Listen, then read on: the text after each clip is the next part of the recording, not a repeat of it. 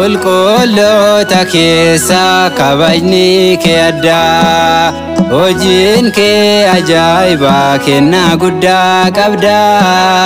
gadameessa keessa waaqaaf jilbeenfatte Waaqayyo uumatu dursee si filate qulqulloota keessa kabajni kee addaa hojiin kee ajaa'ibaa kennaa guddaa qabda gadameessa keessa waaqaaf jilbeenfatte Waaqayyo uumatu dursee si filate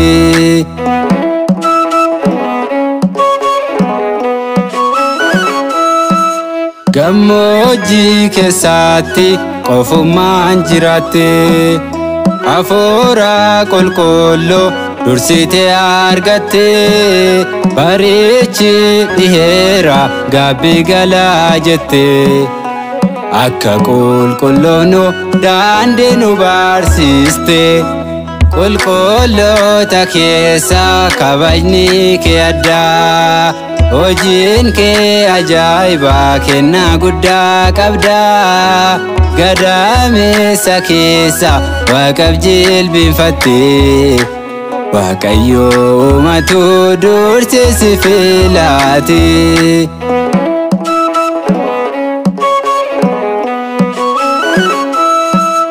Lubummaan Zakkaariyaas Yohaannisiif darbe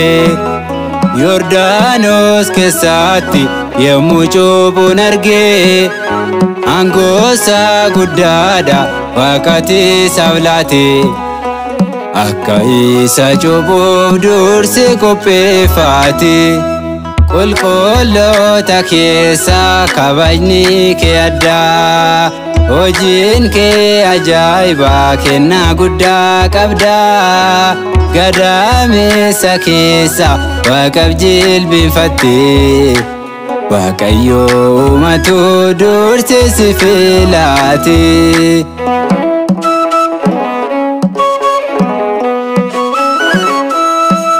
Uummannis gaafatan barsiisaa maal goonu Lama kan uffatu tokkicha yaalatu Warri qaratanis kan murame argatu Loltuunis dirqamaan horima fudhatu Qulqulloota keessa kabajni kee addaa hojiin kee ajaa'ibaa kennaa guddaa qabda gadameessa keessa waaqaaf jilbeenfatte Waaqayyo uumatu dursee si filate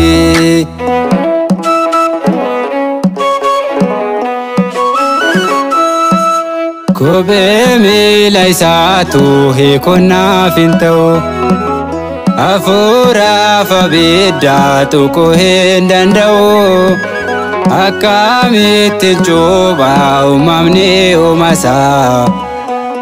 Midhaaniif habaqee isatti qulqulleessa Qulqulloota keessa kabajni kee addaa hojiin kee ajaa'ibaa kennaa guddaa qabda gadameessa keessa waaqaaf jilbeenfatte Waaqayyo uumatu dursee si filate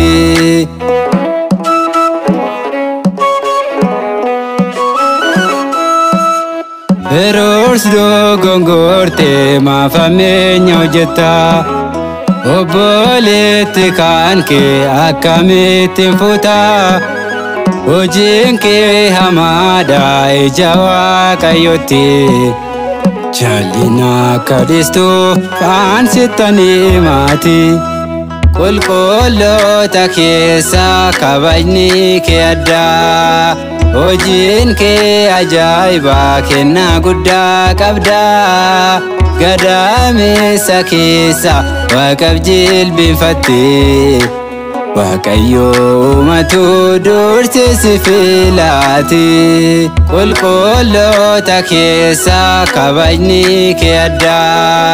Hojin ke ajaiba kenna gudda qabda Gadame sakesa waqab jilbin fatti Waaqayyo